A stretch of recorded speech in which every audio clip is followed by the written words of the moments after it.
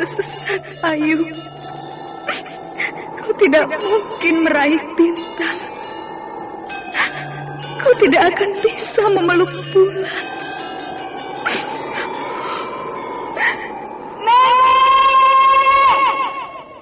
Nenek Raga Runting! Ayu! Ayu!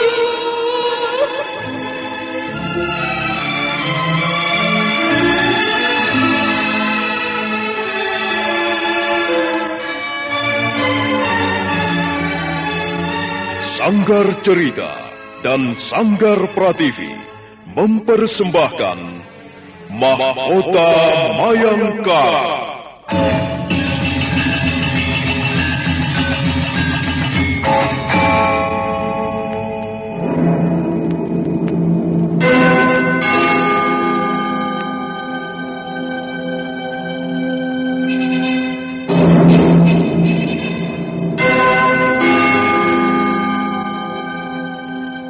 Cerita ini lanjutan dari Tutur Tinular.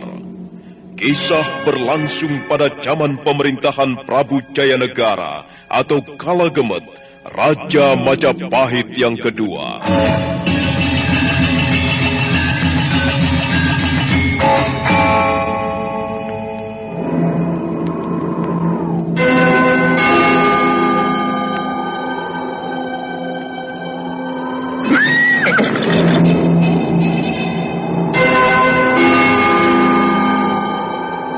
Bukan lagi Raja Majapahit.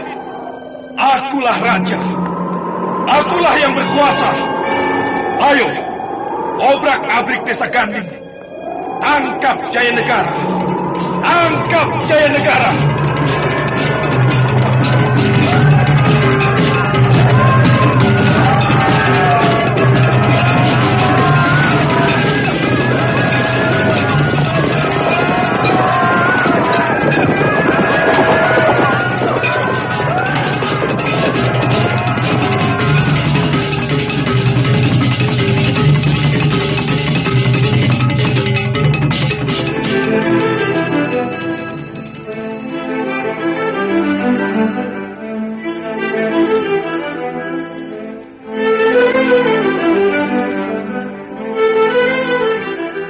Naskah ditulis dan diolah oleh S. Tijab, hiasan musik dan sutradara C. Ispriyonoka. Kali ini mengetengahkan episode ke-12 dengan judul Tiga Kuntum Bunga di Tengah Rakyat Jelata.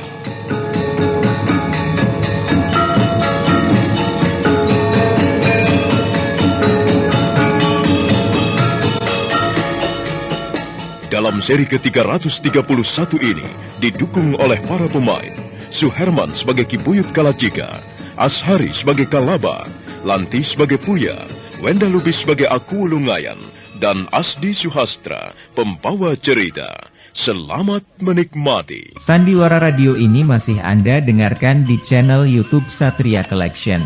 Jangan lupa tekan tombol like dan subscribe.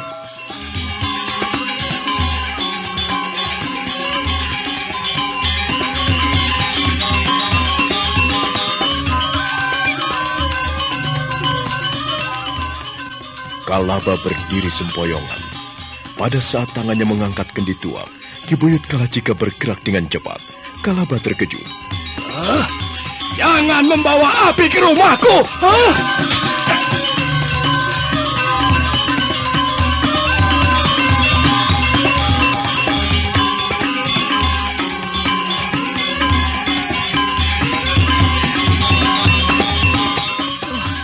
Kau gila. Kau banting kendi tuaku. Aku tidak senang. Rumahku diinjak orang mabuk. Kau pecahkan kendi tuaku. Sebentar lagi kepalamu yang akan kupecahkan, tahu? Sudahlah, Ki Buyut. Lebih baik kau suruh dia istirahat. Kalau sudah tidur, barangkali mabuknya akan sembuh. Ayo, sini kau. Kemari anak setan. Biar ku ikat tangan-tanganmu di pohon. Jangan Ki Buyut. Aku bukan kerbau. Aku tidak mau diikat. Aku bukan binatang. Kau memang bukan binatang, tapi kelakuanmu seperti binatang. Aduh, Ayo. Jangan Kibuyut. Lepaskan aku. Aku mau dibawa kemana ini? Aku tidak mau. Lepaskan aku, Kibuyut. Lepaskan aku, pendekar Jana Pria. Lepaskan aku, pendekar Loyo. Tutup mulutmu, ha?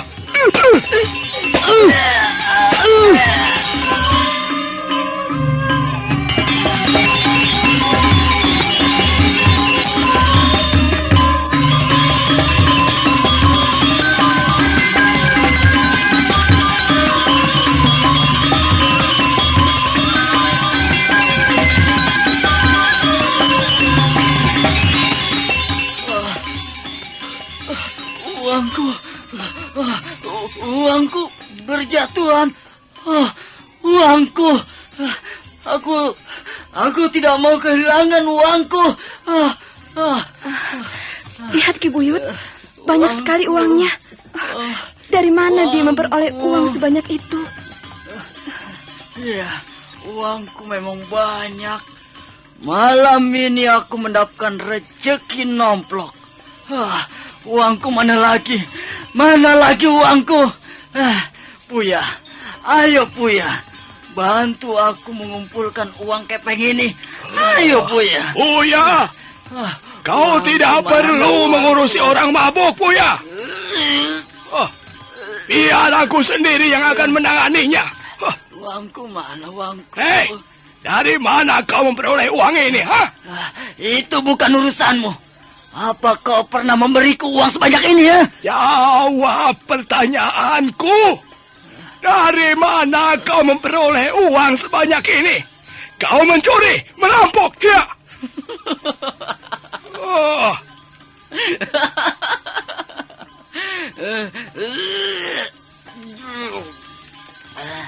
Jangan menuduhku sembarangan, Ki Buyut. Jelek-jelek aku ini masih anakmu sendiri. Anak seorang pendekar tangguh. Anak perampok budiman. Anak pendekar Jana Pria. Anak setan, jawab pertanyaanku. Ayo. Lepaskan rambutku. Mengapa kau menjambakku? Lepaskan aku. Sakit. Tidak akan kulepaskan sebelum kau menjawab pertanyaanku. Ayo, jawab. Baiklah. Baiklah pendekar Jana Pria. Akan ku jawab pertanyaanmu. Tapi lepaskan dulu. Ayo. Sakit. Lepaskan Ki Buyut, kasihan dia. Baiklah. Sekarang jawab pertanyaanku. Dari mana kau memperoleh uang sebanyak ini? Awas Kalaba. Awas jika kau berani berbuat macam-macam di luar rumahku. Sekalipun anak sendiri, aku tidak segan-segan membuatmu babak belur. Ayo jawab.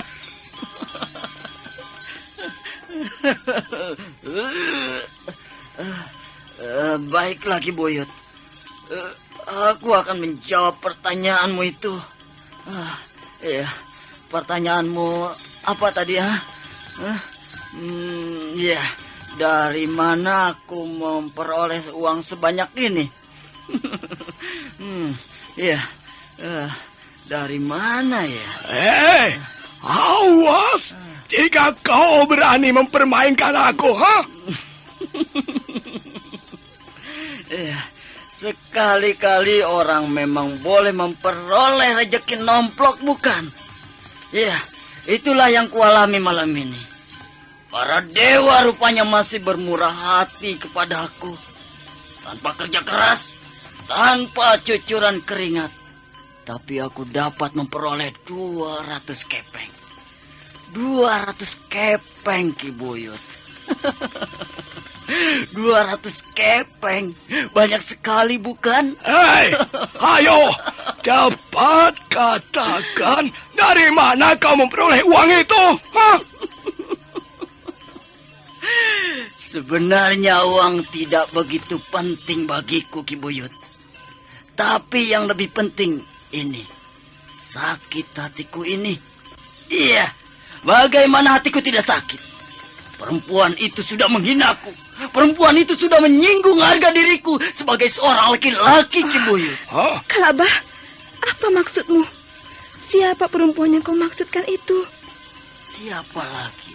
Siapa lagi kalau bukan Tuan Putri Raja Dewi?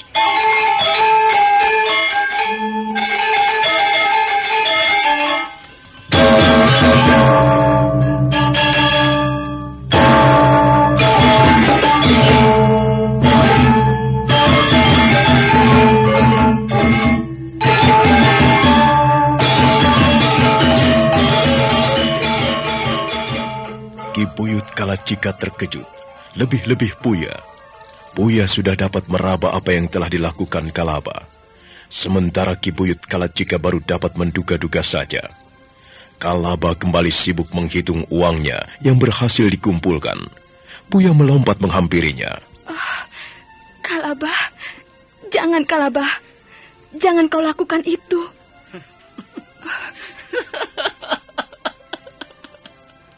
Kau tidak usah khawatir, anak manis.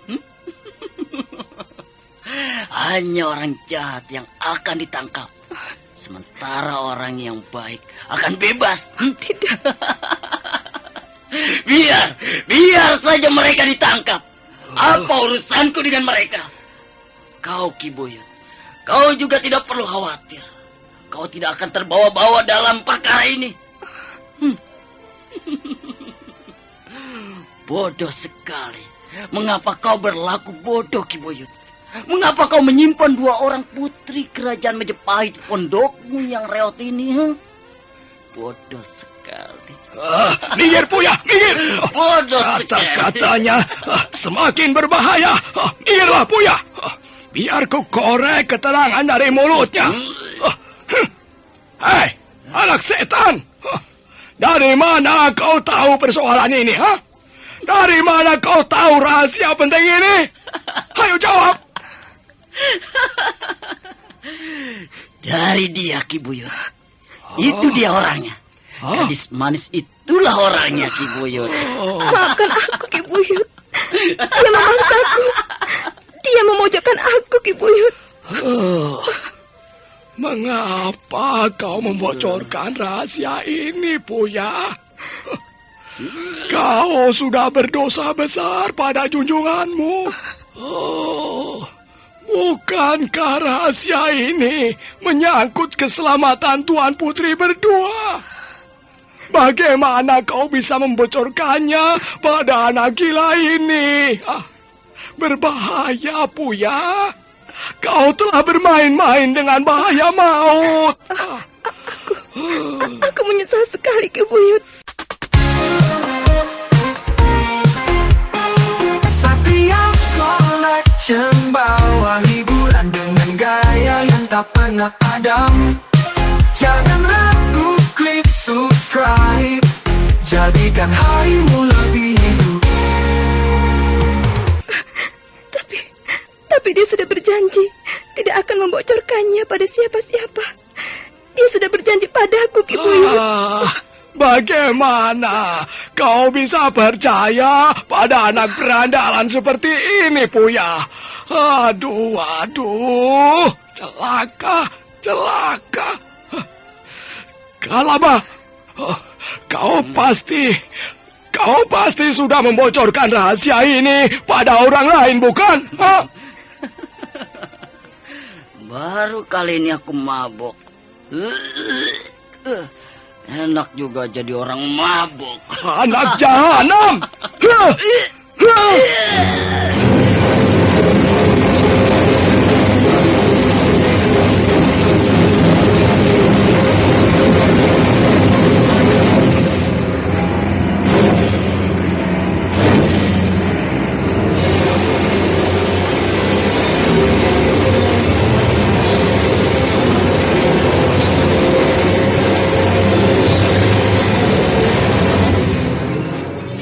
Tubuh Kalaba terjengkang ke belakang. Dia roboh. Uang kepengnya kembali berhamburan. Pemuda itu berusaha bangkit sambil menghapus darah yang mengalir di sudut bibirnya. Sementara Ki Buyut Kalacika dengan sigap menyambar sepotong kayu. Ayo bangun anak setan. Hah?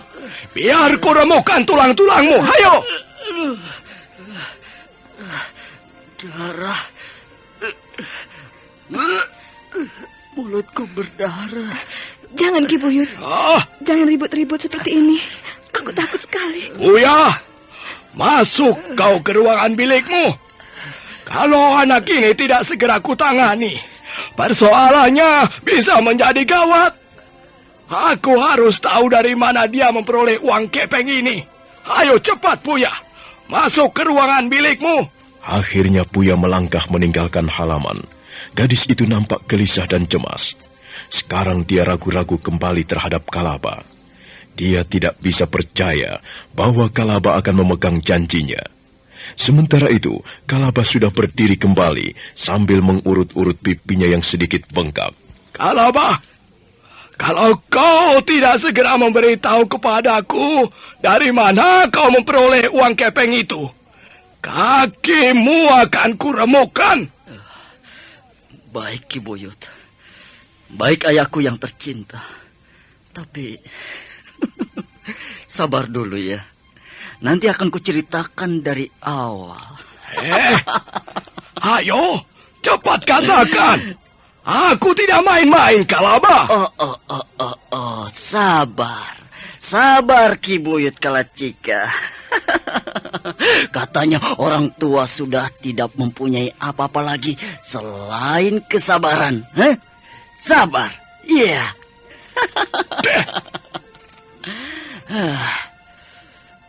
Rumah ini, halaman ini, aku dibesarkan di tempat ini. Aku dilahirkan, tumbuh dan dibesarkan di tempat ini. Tapi, ya, sayang sekali. Tapi semua ini salahmu sendiri, Ki Buyut. Mengapa kau berani sekali menampung mereka? Mengapa kau suruh mereka tinggal di rumah kita ini? Salahmu sendiri. Kau terlalu sok. Kalau kau sudah tak kuat lagi mencawit pedang, ya sudahlah. Tak ada gunanya bermimpi menjadi perampok budiman lagi. Tak ada gunanya bermimpi menjadi pendekar lagi. Masa-masa seperti itu sudah lewat, Ki Buyut. Bedepah. Kau tidak perlu ngoceh ke sana kemari.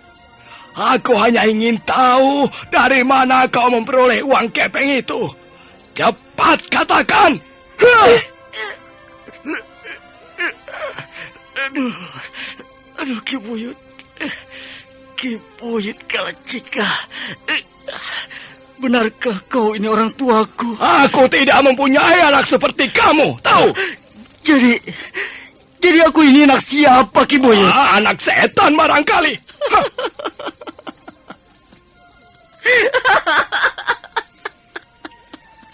Anak setan? Hah?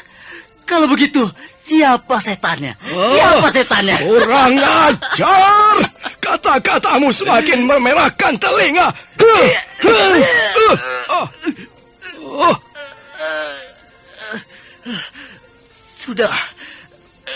Sudah, Ki Buyut.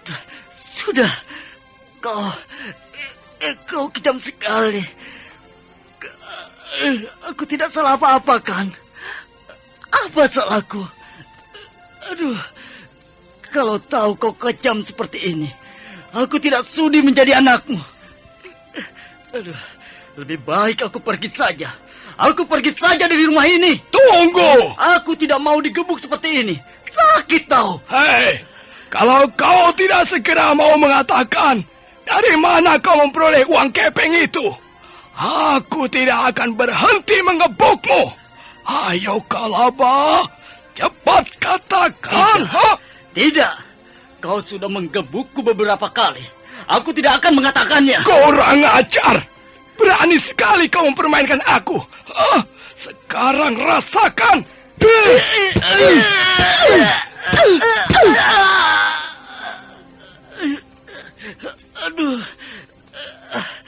Apa yang kau lakukan ini, Ki Buyut Kalacika? Mengapa kau siksa anakmu sendiri? Aduh. Baik. Aku akan mengatakannya. Akan kukatakan. Bukalah telingamu lebar-lebar, ayahku tercinta. Dengar baik-baik. Kau boleh menggebukku puluhan kali. Kau boleh meremukkan tulang-tulangku. Tapi kau tidak akan bisa menyelamatkan rumah ini. Sebentar lagi rumah ini akan digerebek. Prajurit-prajurit Majapahit akan datang kemari. Ki Buyut Kalacika tersentak. Tiba-tiba wajahnya menjadi merah padam. Giginya gemeretuk. Dan tangan-tangannya gemetaran. Tapi belum sempat dia berbuat sesuatu. Mendadak terdengar ratusan orang-orang berkuda mendekat.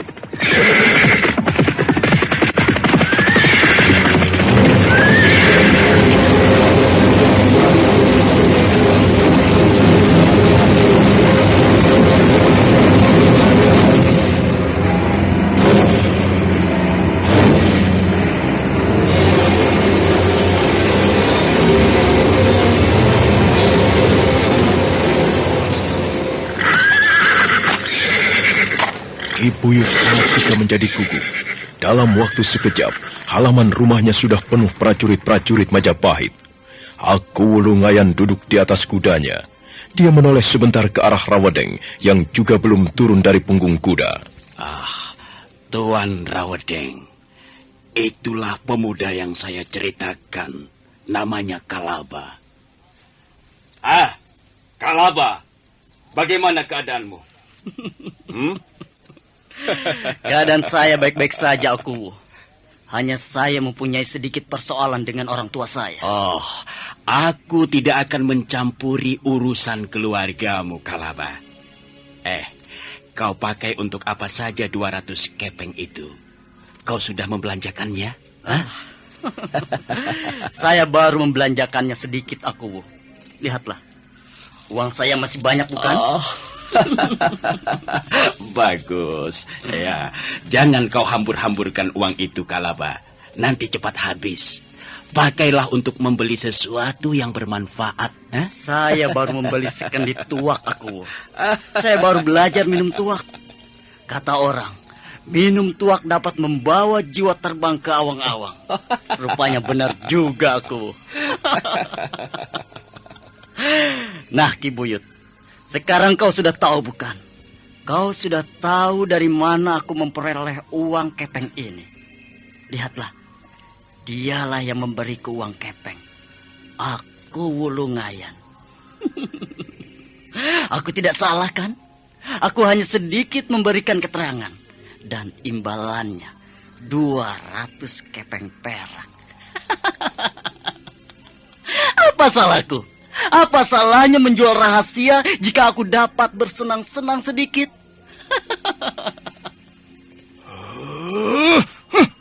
Aku tidak akan mengampuni perbuatanmu, Kalaba. Sekarang bersenang-senanglah.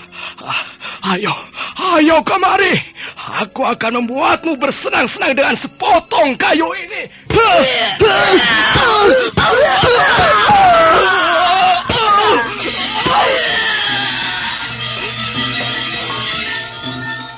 Sandiwara Radio ini masih Anda dengarkan di channel YouTube Satria Collection. Jangan lupa tekan tombol like dan subscribe.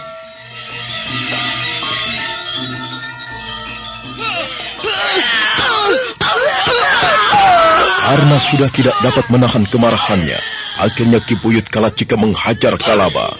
Kalaba menjerit-jerit kesakitan sambil melindungi tubuhnya dari sambaran sepotong kayu. Beberapa kali Kalaba jatuh terjungkal ke tanah, tapi dia berusaha untuk bangun lagi.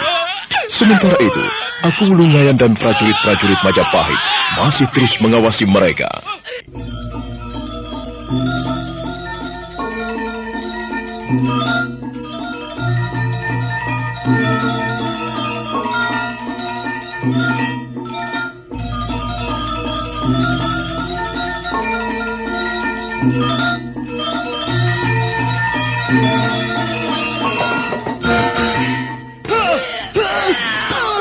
Dengan sepotong kayu, Ki Buyut Kalacika kembali menghajar anak laki-lakinya. Kalaba menjerit-jerit kesakitan. Ki Buyut Kalacika tidak peduli.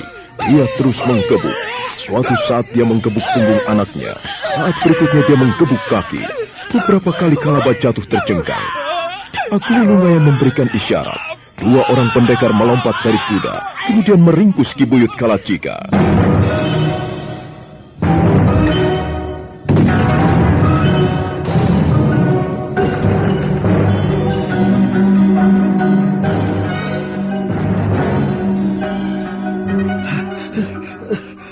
Hei, lepaskan aku! Lepaskan! Jangan dilepaskan. Ini adalah persoalan keluarga. Persoalan seorang anak dan bapak. Kau tidak berhak ikut campur. Apa kau ingin membunuh anakmu sendiri, Ki Buyut? Hah? Apa urusanmu aku? Kalaba itu anakku. Apakah aku akan membunuhnya atau tidak? Itu adalah urusanku. Tidak bisa begitu, Ki Buyut. Sekalipun Kalaba darah dagingmu sendiri, kau tidak berhak untuk menyakitinya. Setidak-tidaknya di depan kami. Hah? Dan kami datang kemari bukan untuk melihat seorang bapak menghajar anaknya. Kami mempunyai urusan yang lain. Urusan apa aku? Aku Lungayan melompat dari punggung kudanya. Dia tersenyum ke arah Ki Buyut Kalacika yang masih dicengkram 2 orang pendekar dari belakang. Penguasa Mucukunda itu memberi isyarat dengan tangannya. 2 orang pendekar itu melepaskan cengkramannya. Begini, Ki Buyut. Kami ingin minta bantuanmu sedikit saja. Aku sudah tua, Apakah orang setua aku ini masih bisa membantu seorang penguasa seperti aku? Kau mempunyai banyak orang. Kau mempunyai pendekar-pendekar bayaran. Mengapa harus minta bantuan padaku? Jangan salah menduga, Ki Buyut. Aku bukan ingin minta bantuan tenaga. Ini soal lain. Aku ingin menjelaskan sesuatu yang kami perlukan. Kau akan selamat. Bukankah demikian, Tuan Rawedeng? Iya. Bahkan kalau kau mau membantu kami dengan sukarela, kami akan memberimu hadiah. Nah, dengar Ki Buyut. Beliau adalah Tuan Rawedeng, seorang punggawa kerajaan Majapahit. Dan beliau ini Tuan Rayuyu, ini Tuan Rapangsa, dan yang di sebelahnya lagi Tuan Rabanyak. Mereka semua adalah punggawa-punggawa kerajaan Majapahit yang sekarang ini sedang mengemban tugas cukup berat. Bantuan apa yang bisa ku berikan pada kalian? Sebenarnya kau harus berterima kasih kepada anakmu, si Kalaba. Untuk apa aku harus berterima kasih pada anak sial itu? Dia pulang dalam keadaan mabuk. Dia hanya menjadi pengganggu di rumahku. Dia sudah kuusir dari rumah ini. Tunggu dulu, Ki Buyut. Sekalipun kau tidak menyukainya, tapi Kalaba sedikit banyak menaruh perhatian pada keselamatanmu juga. Dia tidak ingin kau terlibat dalam perkara gawat ini. Tapi itu tergantung dari kau sendiri, Ki Buyut. Nah, begini. Kami semua yang ada di sini, termasuk Tuan Rawedeng, Tuan Rayuyu, Tuan Rabanyak, dan Tuan Rapangsa, juga 200 orang prajurit-prajurit Majapahit itu, kami semua mempunyai kepentingan yang sama. Aku sudah sejak lama memburu kelompok perampok yang menamakan diri kelompok pendekar bunga putih. Tapi sayang sekali, kelompok pendekar bunga putih ternyata licin bagaikan belut. Kau mempunyai banyak pendekar bayaran. Mestinya kau bisa menggulung komplotan perampok itu. Tentu saja, Ki Buyut. Kami juga belum putus asa. Suatu saat kami akan bisa membekuk mereka. Tapi kebetulan sekali. Mengapa aku katakan kebetulan, ha? Belum lama ini anakmu datang ke rumahku. Aku sendiri semula kurang begitu yakin. Dan sekarang aku datang ke tempat ini untuk membuktikannya. Coba jawab, Ki Buyut. Apa selama ini rumahmu dijadikan tempat persembunyian mereka? Apa benar kelompok pendekar bunga putih bersembunyi di rumah tinggalmu ini? Aku, jangan menuduh sembarangan aku. Kau bisa menggeledah rumahku. Kalau memang kau dapat menemukan mereka, ayo silakan. Oh, jadi kau tidak mau mengakuinya? Aku harus mengakui apa aku? Aku tidak tahu menahu soal pendekar bunga putih. Kalau kau ingin menangkap mereka, cari sendiri. Nada suaramu kurang bersahabat, Ki Buyut. Sebenarnya kami bermaksud menghargaimu. Kau orang tua di sini. Kau sendiri pernah terkenal sebagai pimpinan perampok budiman. Kau ternama sebagai pendekar jana pria. Dan sekarang tiba-tiba kumpulan perampok budiman muncul kembali.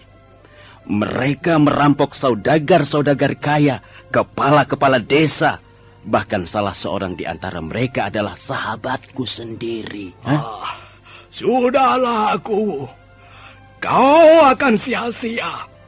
Sebab aku sama sekali tidak tahu menahu soal mereka. Cari saja keterangan di tempat lain aku. Hati-hati, Ki Buyut.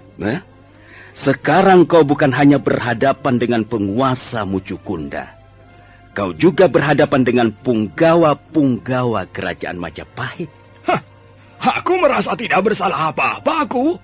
Mengapa harus takut? Minggir aku. Aku mulai sebal mendengar kata-katanya. Minggir. Sekarang biar aku yang bertanya. Buru-buru Aku Wulungayan menarik kakinya mundur beberapa langkah. Rawedeng masih duduk di atas punggung kudanya. Dia menatap tajam ke arah Ki Buyut Kalacika. Ki Buyut Kalacika. Ya, Tuan Prajurit. Coba jawab pertanyaanku, Ki Buyut. Keselamatanmu tergantung dari jawabanmu. Dengar baik-baik. Kami datang jauh-jauh ke tempat ini untuk mencari 4 orang pelarian. 2 orang di antara mereka adalah putri-putri kerajaan Majapahit. Nah, tentu kau sudah mendengar berita ini, bukan? Maaf, Tuan Prajurit. Saya tidak pernah pergi kemana-mana. Saya tidak mendengar berita apa-apa, Tuan Prajurit. Aku Wulungayan sudah mengumumkannya pada seluruh kepala desa. Kalau telingamu tidak tuli, kau pasti mendengar berita itu. Katakan saja iya, Ki Buyut. Jangan mencari penyakit. Jangan mencari gara-gara dengan seorang punggawa kerajaan. Nanti kau susah sendiri. Dengar, Ki Buyut Kalacika. 2 orang di antara pelarian-pelarian itu adalah Putri Tunggadewi dan Putri Raja Dewi. Satria Collection bawa hiburan dengan gaya yang tak pernah padam. Jangan ragu, klik subscribe. Jadikan harimu lebih hidup. Jadi ada 2 orang putri kerajaan melarikan diri. Wah, pasti ada sebabnya itu, Tuan Prajurit. Pasti mereka mempunyai alasan mengapa harus melarikan diri. Ki Buyut, kau kenal mereka? Kau tahu di mana mereka bersembunyi, bukan? Tidak, Tuan Prajurit, tidak. Bagaimana orang seperti saya, orang desa seperti Ki Buyut Kalacika, bisa kenal dengan putri-putri kerajaan? Kau jangan berusaha menutup-nutupi apa yang kau ketahui, Ki Buyut. Kau kenal mereka. Bukankah selama ini mereka bersembunyi di rumahmu? Dan bukankah Putri Tunggadewi dan Putri Raja Dewi adalah pendekar bunga putih itu? Katakan saja ya, Ki Buyut. Dan semuanya akan beres. Kau akan selamat. Kau tidak perlu terseret-seret dalam peristiwa celaka ini. Ingat, Ki Buyut. Tidak ada gunanya kau membela pendekar bunga putih. Cepat atau lambat, mereka pasti akan bisa diringkus. Cepat jawab pertanyaanku, Ki Buyut. Maaf Tuan Prajurit. Saya sudah mengatakan bahwa saya tidak tahu apa-apa. Saya tidak tahu menahu soal pendekar bunga putih. Apalagi soal putri-putri kerajaan. Dusta! Aduh. Kau telah berdusta, Ki Buyut. Kau tidak berkata dengan sejujurnya. Jangan coba-coba mendustai aku, Ki Buyut. Kau lihat apa ini? Lencana kerajaan. Aku datang ke tempat ini dengan membawa lencana kerajaan.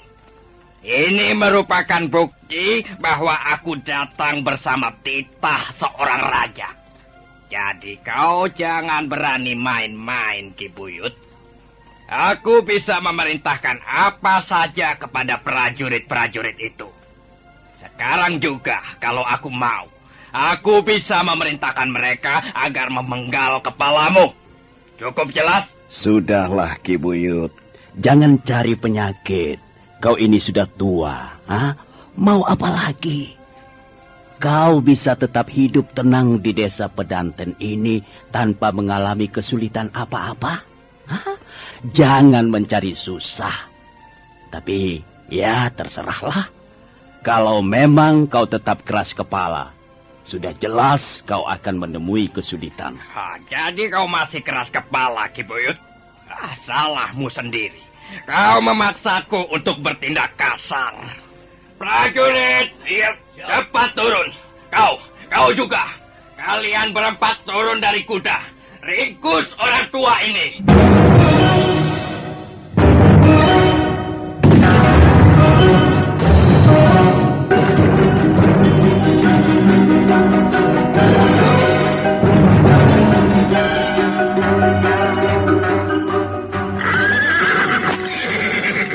Empat orang prajurit Majapahit buru-buru melompat dari kudanya masing-masing.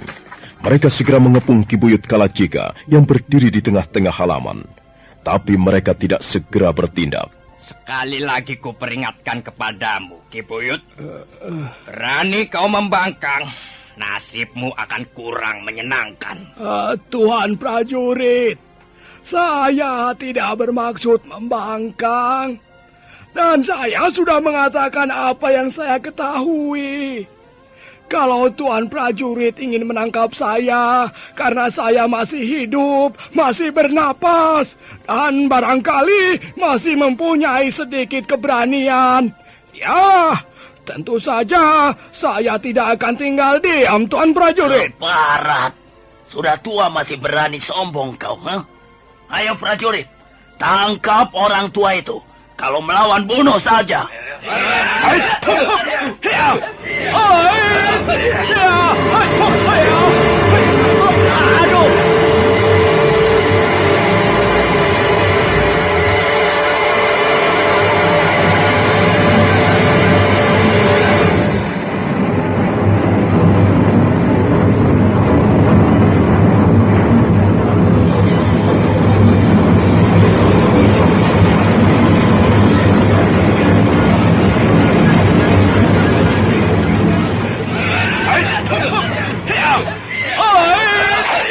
Semula prajurit-prajurit Majapahit menganggap enteng Ki Buyut Kalacika.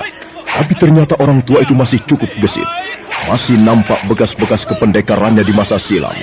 Gerakannya cepat, langkah-langkahnya ringan. Beberapa kali bahkan Ki Buyut Kalacika berhasil menyarangkan pukulan. Rawedeng marah. Dia segera memerintahkan prajurit-prajurit yang lain agar turun membantu teman-temannya. Karena harus menghadapi sekian banyak prajurit sekaligus, akhirnya Ki Buyut Kalacika terjepit dan dia pun dapat diringkus. Bagus. Bagus sekali. Aku sudah berkata apa padamu, Ki Buyut? Jangan mencari susah. Sekarang bagaimana lagi? Semuanya terserah Tuanku Rawedeng. Mundur aku. Orang tua ini telah membuatku penasaran. Hatiku juga panas, Rawedeng. Biar ku hajar si tua bangka ini. Sabar dulu, Rayuyu. Soal memukul orang, menginjak kepala orang adalah sudah menjadi makanan kita sehari-hari. Tapi sabar dulu. Aku ingin sekali memberi kesempatan sekali lagi kepada si tua jahanam ini. Bagaimana, Ki Buyut? Kau masih tetap keras kepala? Kau masih berusaha menutup-nutupi rahasiamu? Kau masih berusaha melindungi pendekar bunga putih? Cepat katakan. Katakan bahwa pendekar bunga putih adalah putri-putri kerajaan Majapahit, buruan kami. Tuan prajurit, saya tidak heran melihat tuan-tuan berbuat kasar pada orang desa. Saya sudah banyak mendengar berita tentang watak dan tingkah laku prajurit-prajurit Majapahit. Tapi baru sekarang ini saya membuktikan bahwa prajurit Majapahit juga senang memaksa orang. Saya sudah mengatakan bahwa saya tidak tahu apa-apa. Apakah itu belum cukup? Kurang ajar kau monyet tua. Aduh. Apa yang kamu andalkan? Tua bangka, apa yang kamu andalkan? Apa yang kamu bangga-banggakan sehingga berani berkata seperti itu di depan kami? Kurang ajar. Monyet busuk. Kepalamu bisa dipenggal, tahu? Bodoh. Bodoh sekali orang tua ini. Berani sekali dia melawan prajurit-prajurit Majapahit yang sedang mengemban tugas. Tua. Kau tahu, kami bebas melakukan apa saja di tempat ini, tahu? Kami bisa membakar habis rumahmu. Kami bisa memusnahkan seluruh keluargamu. Dan kami juga bisa mencincang-cincang tubuhmu sampai lumat. Cukup, Rayuyu.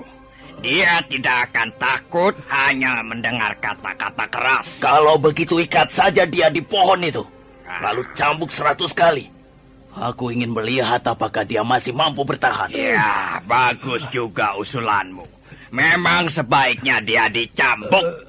Prajurit, ikat dia di bawah pohon. Dan siapkan cambuk. Jangan! Jangan, Tuan Prajurit! Jangan siksa aku! Dia tidak bersalah! Kalaba, jangan berbuat macam-macam ya. Jangan ikut campur. Tapi bukankah aku sudah berjanji tidak akan melibatkan orang tua saya? Sekarang persoalan orang tuamu sudah diambil alih Tuan Rawedeng dan teman-temannya. Aku sendiri tidak bisa melindunginya, Kalaba. Tapi aku sudah berjanji. Bagaimana ini? Jangan, Tuan Prajurit. Jangan siksa orang tua saya. Aku sudah berjanji tidak akan melibatkan orang tua saya dalam perkara ini. Anak muda, kalau kau masih berteriak-teriak, kau pun akan dicambuk. Aduh. Bagaimana ini? Tolong aku. Saya tidak sampai hati melihat orang tua saya disiksa. Dia memang bukan orang tua idaman saya. Dia selalu berbuat kasar pada saya. Bahkan baru saja dia memukul saya sampai berdarah. Tapi biar bagaimanapun juga, dia orang tua kandung saya, aku. Tolong aku. Saya tidak sampai hati melihat dia dicambuk.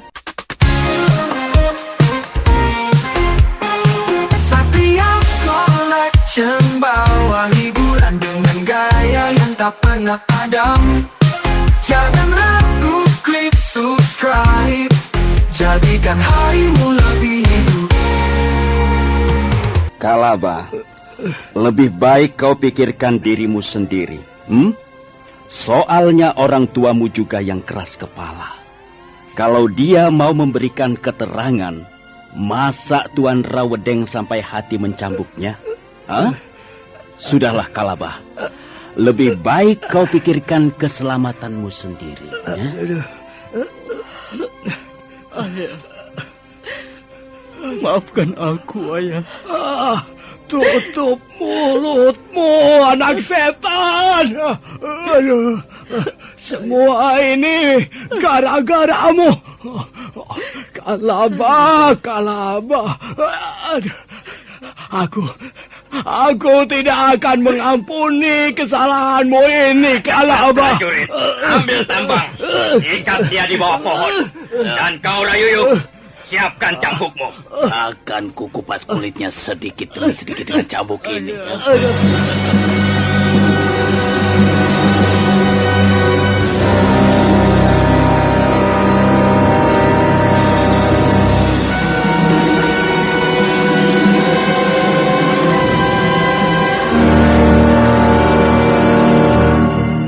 Sekarang tubuh Ki Buyut Kalacika sudah terikat di bawah pohon. Kalaba berdiri kebingungan. Dia tidak tahu harus berbuat apa untuk menolong ayahnya. Sementara itu, Rawedeng dan Rayuyu sudah bersiap-siap dengan cambuknya. Ayo, Rayuyu, kau mulai dulu. Mampus kau tua keparat. Bagus,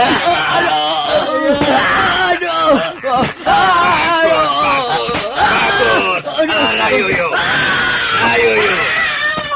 Sekarang giliranku ya, Rayuyu. Ya.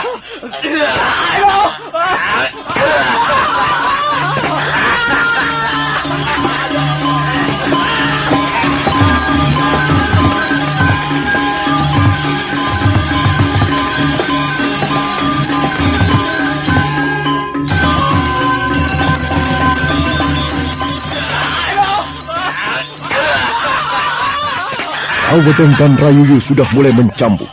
Ki Buyut mengerang sambil menahan rasa sakit. Kalaba, anaknya, ingin menolong ayahnya, tapi dia tidak bisa berbuat apa-apa. Nah, saudara pendengar, bagaimanakah kisah selanjutnya? Silahkan menunggu seri berikutnya. Sampai jumpa.